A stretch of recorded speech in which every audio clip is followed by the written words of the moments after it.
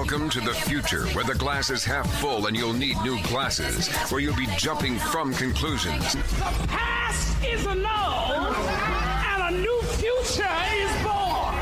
Never before in history has so much meant so little to so many.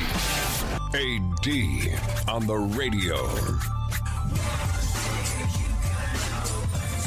So the dominoes continue to fall for Roy Moore.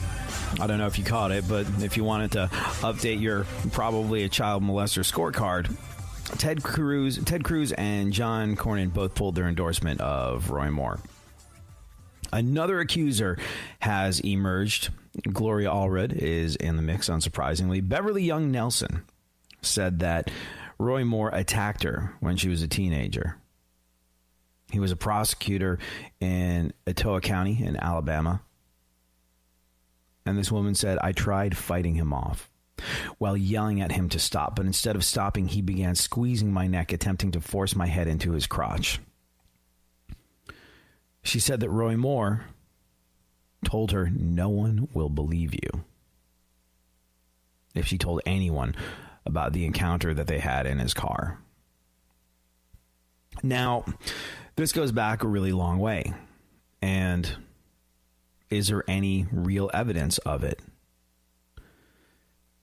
Not really. And this is the thing. There still isn't, when it comes to Roy Moore, there still isn't a smoking gun. There's a lot of smoke, which indicates that there's probably some fire somewhere. But there's no documentable hard evidence that proves in any way, shape, or form that all these claims, and there are a lot of them, are true. For the record, as we've been talking about, I believe he's guilty of these things. In my gut, that's what I think. But I also believe that it's incredible that he's been completely burned down without a chance to defend himself. Burned down by his own party. Burned down by Ted Cruz, who withdrew his endorsement. And like I said, I believe he's guilty, but it's unbelievable how justice has been exacted without ever setting foot anywhere near a courtroom.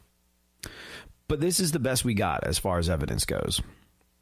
Gloria Allred displayed this yearbook that this new accuser said had been signed by Moore, and the writing in it very similar to other examples of Moore's signature. This is as reported in the Dallas News.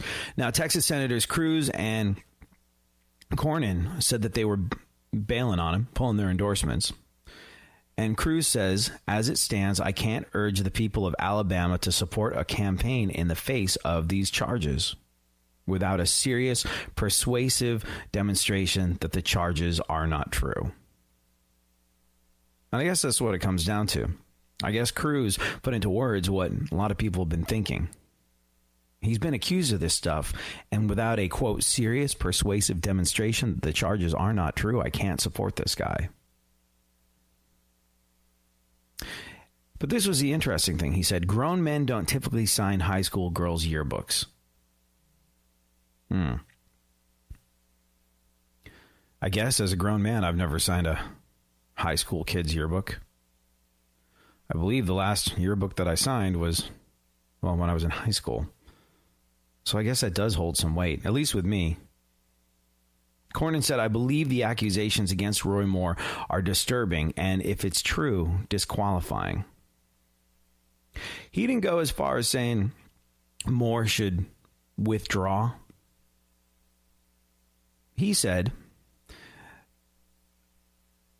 the most appropriate course of action, in my view, is to leave the final judgment in the hands of Alabama voters, where it has always belonged, and withdraw my endorsement. That could be very, very interesting. Could be very interesting. Just because, look, the evidence will continue to mount, and either Roy Moore has some surprising piece of defensive evidence that suggests that he is in no way, shape, or form the ginormous creep and the hideous child molester that he's denying being. Or the evidence continues to mount and eventually he goes down. Somebody manages to make something stick. And that would be a weird thing. Hey, guess what? You elected a child molester to the Senate. Good job. We'll wait and see how it all plays out, but it's one of the most fascinating things that's ever happened in our political history. Even more riveting than Stranger Things. Cory Gardner, who chairs the National Republican Senatorial Committee, says if Roy Moore wins on December 12th, get this, the Senate should vote to expel him. Like I said, he's being torn down by his own party. And they're saying even if the people of Alabama do vote you in, it's not going to count. We're going to get you so kicked out of there. Oh, I'm also a Republican, by the way. Like I said, riveting times.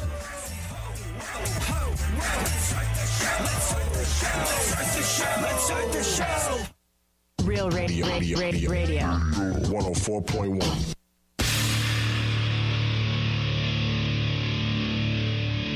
Where the left and right come together for fundamental truths. AD on the radio, on Twitter at ADSXE.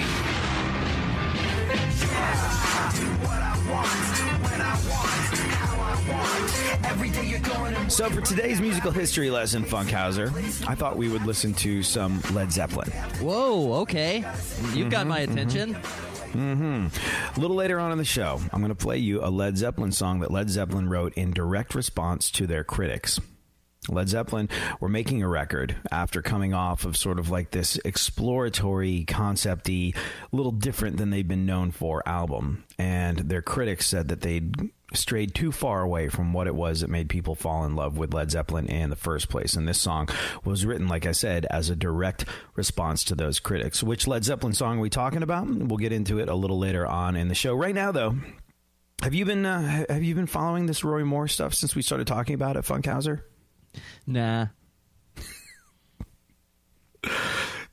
You're not absolutely like enwrapped by what's going on. It's no, crazy. You know what? I'll get such a balance of power. There's so much that hangs in the balance here. Like literally, the fate of a nation is in the hands of the voters who may or may not put, if he winds up getting to the election December 12th. But the fate of a nation, like there's so many massive decisions that will impact all of our lives that could be carried or not carried by this guy, a potential child molester, if he is or is not elected. It's just one of the wildest scenarios we've ever seen play out on the American political stage.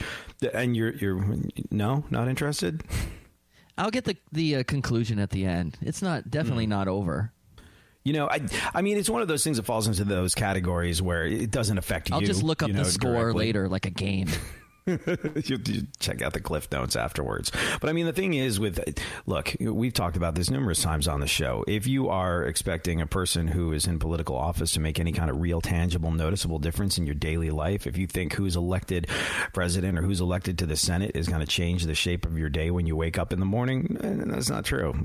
It's you. It's you. It's always going to fall to you. It's you that makes that decision. It's you who decides how the rest of your day is going to go. And counting on a politician in any way, shape, or form to affect the quality of your day is going to lead to disappointment-ville population you. But it's fascinating. It's unbelievable that all these things have sort of come together. There is absolutely... Witch hunt's a strong word because I don't want to use the word witch hunt because that implies going after something that isn't real. But sexual predators, people that have molested people, people that have raped people, people that have been guilty of sexual misconduct are being outed left, right, and center. Finally, after all these years, really kind of thanks to Rose McGowan taking on Harvey Weinstein on Twitter.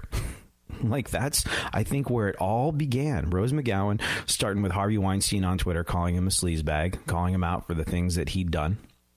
This is where it all started to shift, and this has caused a 180-degree change in the attitude of people that were scared to admit that these things had happened to them and scared to call out the people that had perpetrated these crimes against them. And it's happened in such a short amount of time, like almost overnight, really, when you think about it from a historical perspective.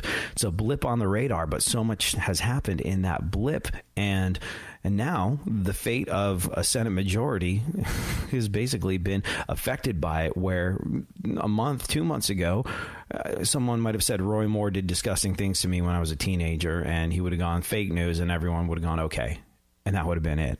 So I think that's the part of it that makes it fascinating. A Senate majority hangs in the balance, and this guy's been accused of some stuff, and none of these accusations probably would have stuck. Shamefully enough, none of these accusations would have stuck or been taken seriously years ago. It's amazing, right, how these things sort of go in fits and starts, and now it's all happening. But the rumors about Louis C.K. were rumors for a really long time, and people sort of didn't give them a whole lot of credence. All he had to do was say, that's not true, that's a rumor, and I'm not going to talk about rumors, because when you talk about rumors, you make them bigger and you give them life, and it's just not true. And everyone went, okay, he makes us laugh a lot, it must be true. He seems like a decent guy, it must be true. Same with Bill Cosby. The Cosby Show parented us all when we were kids. We got so much out of the Cosby Show. It was such a big deal to us. We learned valuable life lessons from the Cosby Show. Or at least I know I did. Did you, Funkhouser? Was that a big thing for you? You feel like you got a roadmap for life from Bill and the Cosby Kids? Nah. I was a Mr. Rogers kid. Sesame Street. Oh God! If anything bad ever comes out about Mr. Rogers, I don't know what I'm going to do. It won't. It absolutely won't. Yeah, I better not. Except he might have been a bad golfer.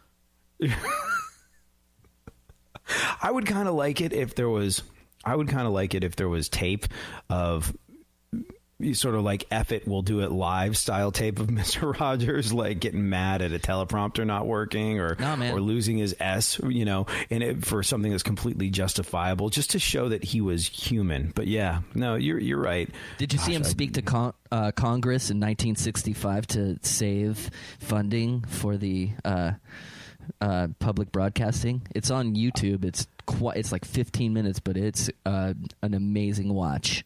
Yeah, no, I remember. I can't remember when that surfaced, but when it initially started making the rounds on the internet, I did watch it, and I just went, that guy's even more amazing than I thought he was. You know what I mean? It's just like, yeah.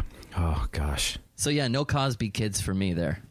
Yeah, well, for a lot of us, it was, and I think. Do you think it was because we wanted to believe, Funkhouser? Do you think because these accusations about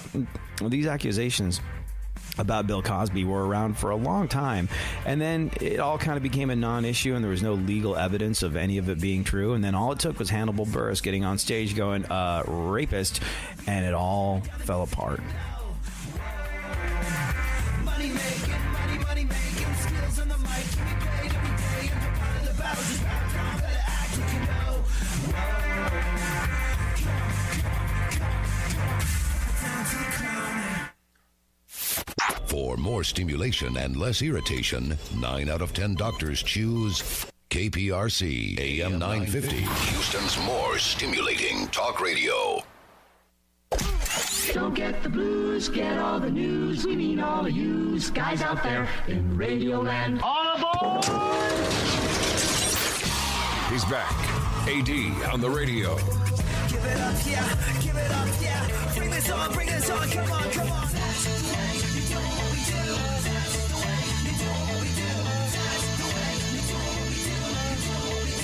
So the one thing about this Roy Moore situation that is endlessly fascinating to me, and it says to me that Republicans maybe know something about Roy Moore that we don't, or it says they know something about a piece of evidence that is going to show up, or it says that they just don't like him and they're trying to burn him down and get rid of him any way they can.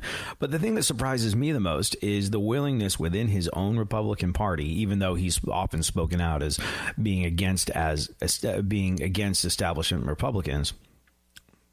But the people in his own party are willing to burn him down. Colorado Senator Cory Gardner, who chairs the National Republican Senatorial Committee, said, "I believe the individual speaking out against Moore. I believe that they spoke with courage and truth, proving he is unfit to serve in the United States Senate, and he should not run for office. If he refuses to withdraw and wins, the Senate should vote to expel him because he does not meet the ethical and moral requirements of the United States Senate." But that's the interesting crux of the matter. That's that word that is being used incorrectly. I believe the individual speaking out against Roy Moore spoke with courage and truth, proving he is unfit to serve. This didn't prove anything. It's a he said, she said situation with no hard evidence, really, other than a yearbook that he signed. And I will keep saying this just so there's no confusion, just so it's crystal freaking clear. I believe that he did these things and he shouldn't be a part of the United States Senate nor any other body of government. And I think that if these things are proven to be true, then he should suffer the proper legal consequences, up to and including jail time. And I don't think that if there's compelling evidence, the fact that these things happened 40 or so years ago should in any way, shape, or form allow him to skate. And I think that he is a person that has obviously, over the years, if these things are true, which I believe they are, abused fantastic amounts of power instilled in him by the people of America. Politicians abuse power. It's what they do. But he abused power whilst living off of the blood, sweat, and tears of the American people, taxes that were paying his salary. He abused government power and molested young girls whilst on the government payroll. And the power that was given to him by the people of America were a key part in him being able to successfully molest teenage girls. That is what I believe to be true. And if it is proven to be true, the guy needs to absolutely fry. Not only because he deserves it, but also as an example to people that might think there's a way for them to abuse our blood, sweat, and tears, draw a paycheck off of our tax money, and then go do these horrific things and live out their disgusting fantasies whilst we're footing the bill. But there isn't any evidence. There isn't any proof. And that's the weird thing. I just got to believe that they know something we don't. Because when you say, I believe the individuals speaking out against Roy Moore spoke with courage and truth, proving he's unfit to serve. No, nothing's been proven. That's fascinating. And I'm interested to see how it all plays out. All right, Funkhouser, speaking of things playing out, a little later on in the show, you and I will listen to a Led Zeppelin song that Led Zeppelin wrote in direct response to their critics who said they'd gotten too far from what it was that made them Led Zeppelin in the first place. Which song are we talking about? We'll get into it a little later. I'm afraid to guess. But no. No, it wasn't a whole lot of love. No? No. I'll name that riff in 2 notes, though. Hey, I'm going on an audition today for Name That Tune. The game show, right? Yeah. Can you believe it? I think I can do it. What about Fox Beats Shazam? Weren't you going to go do that or something? Yeah, I'm still in the... Well, we'll see who gets back to me first. That's how it goes. I have to... Who's got more prize money? I don't know. I think it's Fox Beats Shazam. No, I don't think so. They've got app money. They've got app money behind them. Well, the other one is CBS, and they have old money. They have old money. We'll see what happens. Yeah. They said dress your personality, so I have electric blue pants on right now. Electric blue pants on? That's cool. I hope you get it. I would love to watch you on Name That Tune on CBS. They've got old people money. And right after this message from catheter suppliers and stool softeners, we'll be back to see if Barry can name that tune in 2 notes. That'll be good times. I look forward to it. You know, Metamucil. You work well in old people settings. Like, I love old people settings. Well, yeah, but like all your best friends are in their 70s. Like, for those that don't know, all of Funkhouser's best friends are old sort of like radio jock veterans, like people that worked and were really well known in the 60s and 70s. And Funkhouser goes and barbecues with them at I had many grandfathers home.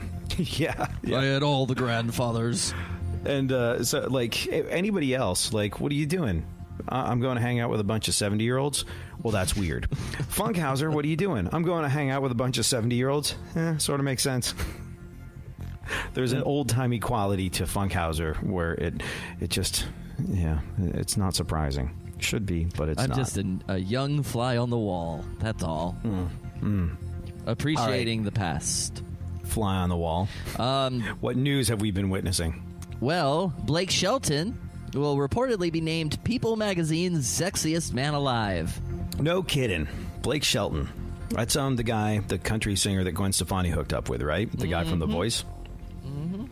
Damn. Here I had all my money on Steve Bannon. Oh, well. Coulda, shoulda, woulda. Go on. Jeremy Piven has denied claims that he's engaged in sexual misconduct. Although Jeremy Piven also said that his hair is real, so make of that what you will. You know where we first saw Jeremy Piven, and not a lot of people realize this? I know he's like the Entourage guy now, and he's sort of like that dude. But do you know where we first saw him, Funkhouser? Or at least where I first saw him? He played, unless I'm very much mistaken, he played George on Seinfeld. Not George, but TV George. You know that story arc in Seinfeld where Jerry gets a TV show and they go shoot a pilot and they need someone to play the George character that looks like George? Well, Jeremy Piven played the George character. He looked like George Costanza back in the day, and he got like a hairpiece and did some sit-ups, and now he and I just look at him, I think George Costanza. Like you're a guy that's trying to be cool, but really, really, you're Costanza. So I believe that his entire life and persona is a bit of a lie and a misdirection. I haven't heard. And look, and if there's one thing that is going to come out of this situation where everybody in the world of entertainment appears to be a terrifying sex monster, if there's one thing negative that's going to come out of all this, there's going to be a bit of a witch hunt, and there's going to be gross exaggerations, and there's going to be people suffering damages that don't deserve to suffer damages. And I don't know. I have no idea of the accusations that have been leveled against him. I believe there's multiple ones, but until I've really kind of gotten an idea of it, I have to say that we 100% have to believe he's innocent until some way, shape, or form proven guilty. Although there's not a ton of proof in these situations, is there, Funkhouser? There's no hard evidence with regard to... It's like finding a couple of ants in the kitchen. It's like, there's a whole bunch. I know there's a lot more coming. Somebody spilled grape juice. I don't even want to know what's under the fridge. It's a good way of describing it, Funkhouser. A lot of ants in the kitchen. But here's the thing. It's funny because somebody commented on our podcast the other day where we talked about... I think one of the radio stations we're on posted it on their Facebook page, and I remember seeing it, and this one guy was like, "Are you gonna believe these gold diggers straight off the bat?" And we were talking about Jesse Lacey from Brand New and Louis C.K., and he was like, "These are gold diggers. They're just after money." I was like, "Well, here's the rub, dude." Both of these people have admitted to these things. Like Louis C.K. came out and said the allegations or these stories are true, I think were his exact words. And then Jesse Lacey, Brand New, apologized for all of it. So it's interesting. There hasn't been any sort of and this is a difference between the Louis C.K.'s and the Harvey Weinsteins and the Roy Moores of this world. With Louis C.K., he said, yeah, it's true, I did these things. And with Harvey Weinstein, he didn't say, yeah, it's true, I did these things. He just said, I was brought up in a different era where different things were acceptable. But there's just so much there's so many claims mounting against him where you're right. It is like seeing a couple of ants on the kitchen floor being like, who spilled the juice? There's definitely a whole lot of ant activity going on around here somewhere. So just give me the bill at the end. Yeah. It's eradicate one. But, I don't know how many claims there have been against Jeremy Piven. I know that there was one. And he went, I no, this is absolutely untrue. This did not happen. No. So, I don't know. I kind of believe that the behavior after being accused is sort of an indicator of where things are going. You know what I mean? And with people that try and mitigate it, like, no, I mean, my junk was out, but it was just in a casual sort of way. I sort of felt like it was okay that my junk was out. Or like Louis C.K.'s thing. I asked them if it was okay if I took my junk out, and they didn't say no. I realize now that was wrong. Like, when the sort of like the kind of trying to mitigate the circumstance thing, that screams you're guilty. I don't know. Why is he so good at everything else, but not good? He's good at every other human thing, except when it comes to not knowing when to hold it and when to fold it. Well, I mean, Louis C.K., that's a weird compulsion. That's just his thing, and he's just saying, I didn't know.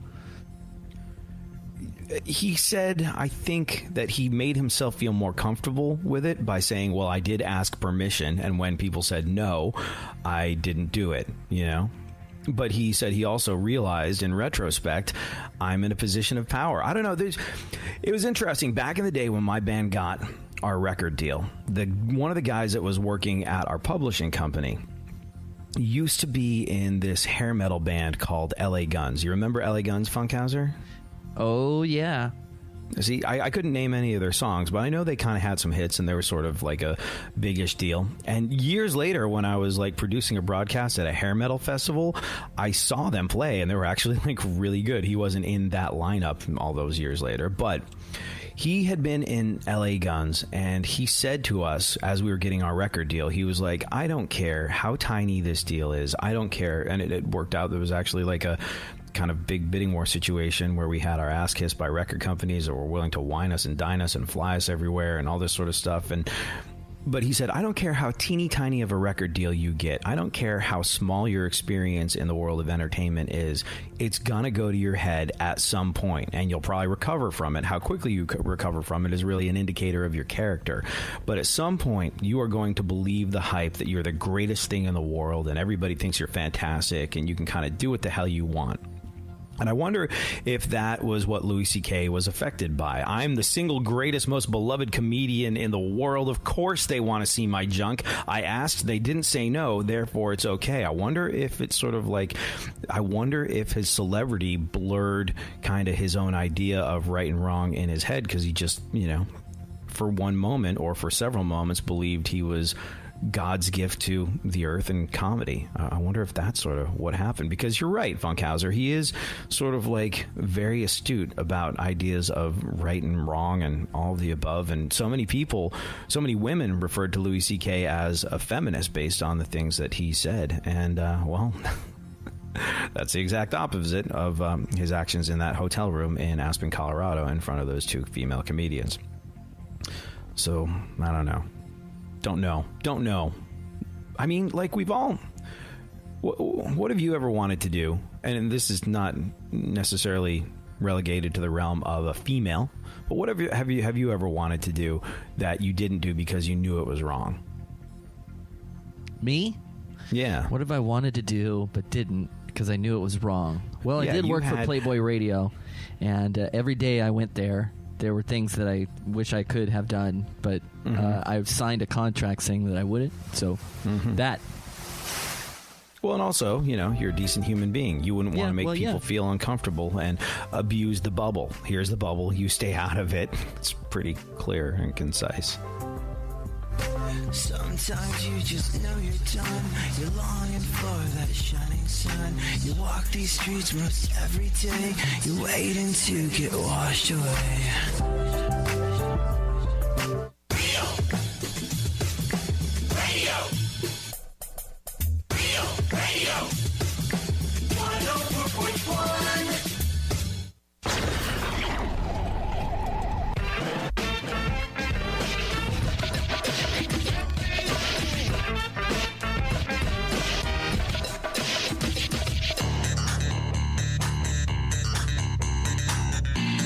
Now, more AD on the radio. Back once again, the ill behavior, delivering and giving you my musical savior. Back once again, it's your boy AD again. Nobody rock a body better than me. Back once again, the ill behavior, delivering and giving you a musical savior. So a little later on in the show, Funkhouser, you and I will listen to a Led Zeppelin song that was written as a direct response to Led Zeppelin's critics. Led Zeppelin's critics said, you know what? These guys made this really wacky, out there experimental album, and it's gotten them so far away from the thing that made us like them in the first place. They've lost the plot. And in response to that critique, Led Zeppelin wrote a specific song. Which song was it? And which album do you suppose it was on? Well, think about the albums that they made. Think about what came after a crazy sort of out there experimental album.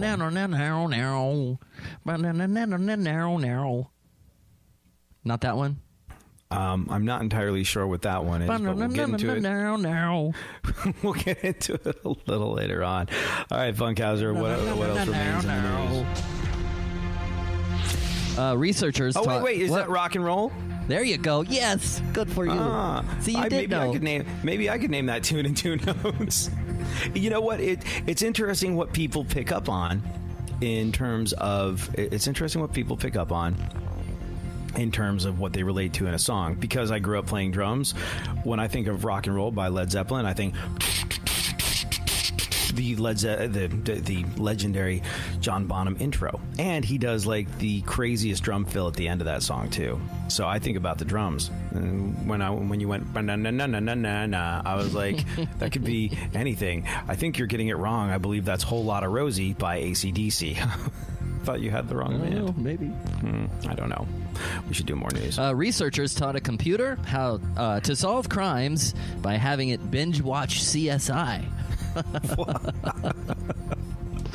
Well, apparently a lot of these cop procedural shows The Murderer and is Next procedural Door shows have gotten so like accurate that they have like it's an interesting one. You know what the most successful I think medical show in the history of medical shows is? You'd think it would be like ER or General Hospital or something like that. I don't know. You know what it is, Funkhouser?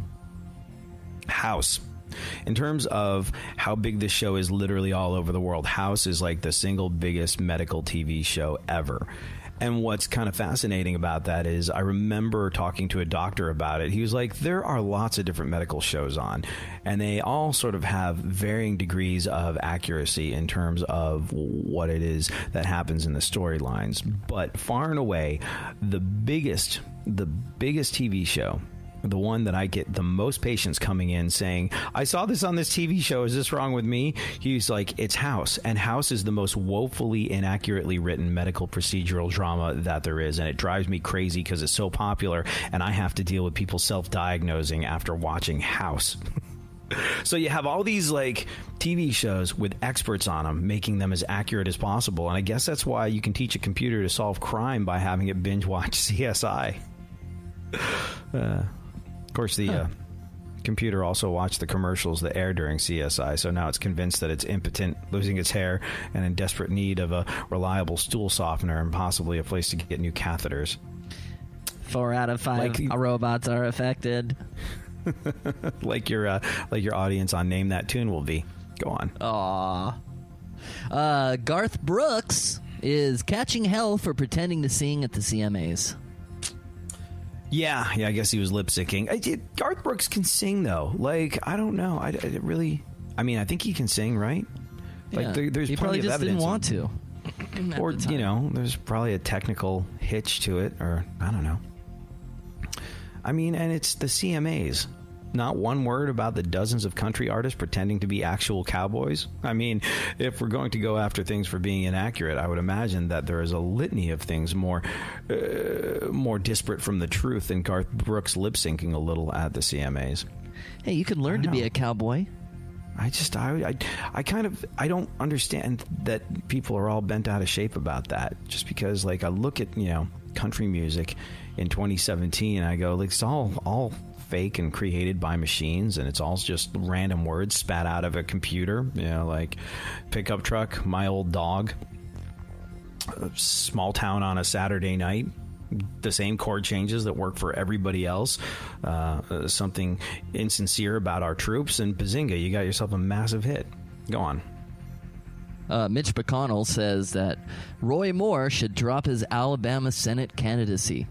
Yeah, another one of Roy Moore's own party trying to burn him down before there's any real evidence. And I always have to offer this disclaimer whenever we talk about Roy Moore. I'm just shocked by the way people are ready to do away with him completely without there being a real shred of tangible evidence. I guess what you'd call the ants that we've discovered on the kitchen floor would suggest there's a whole lot more. Exactly, Funkhouser. There's another one. But yeah, people in his own party. And I'll said it before, I'll say it again. I think that Mitch McConnell and the people saying that he should abandon his Senate candidacy know something that we don't. I think they know that there's another piece of evidence that's going to come to light soon, and they don't want it to be after he's voted in. That's what I think. But yeah, Mitch McConnell says that Roy Moore should drop his Alabama Senate candidacy. And there you go. Moore's lost the turtle vote in Alabama. Too bad. Go on. Joe Biden says he's leaving the door open about a 2020 presidential run. Mm-hmm. And you know what? Nice to hear for once. A news story about a well-known man leaving something open other than his bathrobe in a hotel room with a starlet. So he's got that going for him. Didn't we all sort of like agree Joe Biden was not that bright? It's amazing. That? I always thought that was like the idea. Joe Biden, not the sharpest tool in the shed. Kind of Democratic Dan Quayle, where it's just like, oh gosh, I really hope nothing happens to Obama because Biden doesn't seem to know what the hell he's doing. That was sort of like, and this wasn't trotted out on just the right. I feel like people on the left felt this way too. But I guess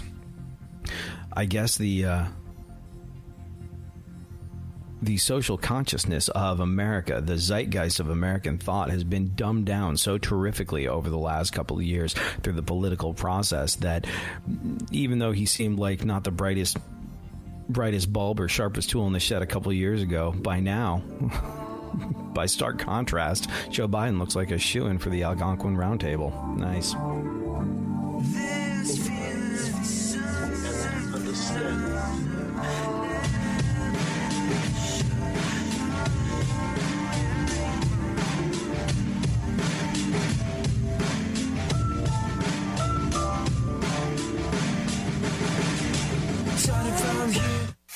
Leave the stimulation to the professionals. Everyone is so smart. KPRC, more stimulating talk radio. There's something happening here, and you should know what it is. The dumbing up of America. Now, more AD on the radio.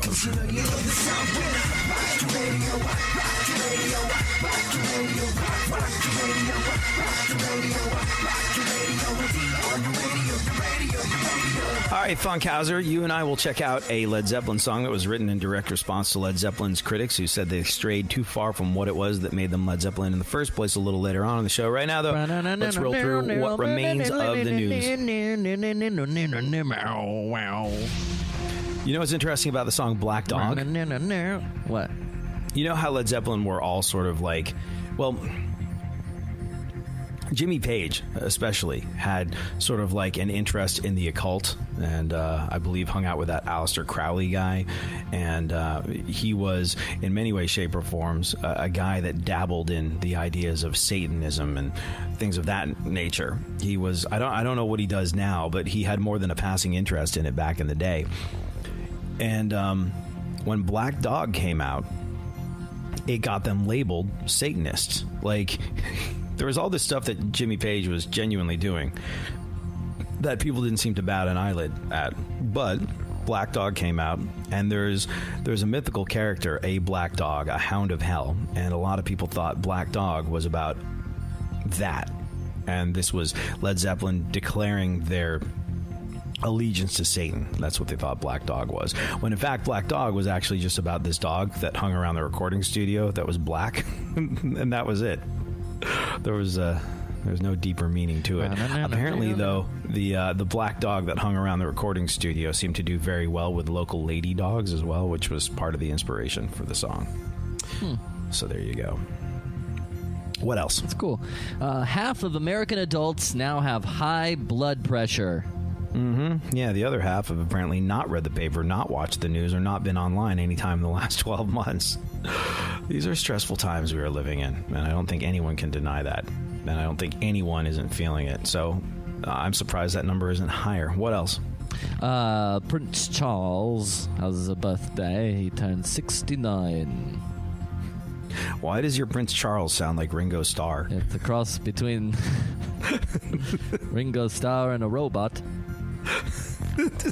Prince Charles, happy birthday to me. Very good. Well, yeah, Prince Charles turned 69 today. And you know what? Hopefully that's the only context any of us ever hear Prince Charles and 69 used in the same sentence. Go on. Colorado man had cocaine fall out of his pocket while he was in court for violating his bond on a drug offense. Aww.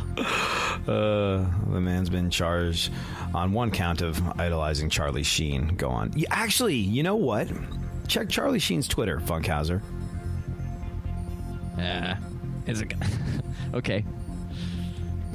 Sheen Twitter. That seems to be where he does most of his sort of like speaking to the public, right? Well, I wouldn't know. I haven't checked in with Charlie Sheen in a while. Well, see, besides running into him at the Del Taco at 2 a.m. Charlie. Oh, did you really? No, it was the last time like a viral video went out of, hey, how's it going? What are you gonna get there? A burrito. That's a good one. All right, hi internet. It's 3 a.m. So yeah, the last thing that Charlie Sheen still talking posted, the way he used to. The last thing Charlie Sheen posted was October 31st. It was a picture of a Charlie Sheen mask that you could wear on Halloween, and that was it. But the reason why I wonder why we haven't heard anything from Charlie Sheen is, well, there were those accusations that were made that he raped Corey Haim when Corey Haim was 13 years old, and it doesn't seem as though he responded to it at all, like even a little bit. Now I think Corey Haim's mom was saying it wasn't Charlie Sheen, it was somebody else, and so the whole thing seems to have fallen apart. But for him to not have said anything is kind of surprising to me. Go on. In Sullivan, Missouri, 4 people went on a rampage, barking and yelling, breaking into buildings, even stripping off their clothes and showering in soda water. Did the bubbles get you extra clean? I think the cops are saying these folks were under the influence of that drug Flocka. Have you heard of people taking this? Oh, it's not just a hip hop song? No. Flocka is not just a hip hop song. It's not the other half of Waka. Flocka is apparently this drug that sends you. It's sort of like the new bath salts. It makes you go completely insane and do things that are just not normal, and also don't seem to be a whole bunch of fun. Apparently, a drug that mimics the feeling of being Gary Busey during a full moon. He heard you say that, and he's coming to get you, man. I'm on my way. Yesterday was World Kindness Day. Oh, I knew I forgot to do something. Yeah, President Trump observed it by calling Kim Jong-un a short, fat, but very adorable dictator. Sometimes that can be kind. Hey, we better get to the song. All right, so picture, if you will, Led Zeppelin rapidly becoming one of the biggest bands in the world, making what would be possibly their most successful and well-known album. The album with Stairway to Heaven on it. And, well, they're working on that song. You know, 4 Sticks, Funkhouser? You know that Led Zeppelin song? Not really. Well, they were working on... It's on Led Zeppelin 4. Okay, it's a classic. Learn it, know it, love it, you right, Philistine. Sorry. Oh, yeah, I know the song. Sure. Absolutely. Okay, there you go. They were working on this song, 4 Sticks, at Headley Grange Mansion. This place that they had rented in Hampshire in England to record the album. Now, listen to this song. The drums are kind of tricky, and old Bonzo was having a hard time nailing it. And he got frustrated and wanted to junk it and do something a lot more simple. And he started playing something completely different. And he broke into this sort of drum riff based on the intro to the 1957 Little Richard song, Keep a Knockin'. And so all of a sudden, they're having trouble with 4 Sticks. They go, screw 4 Sticks, we'll come back to it later.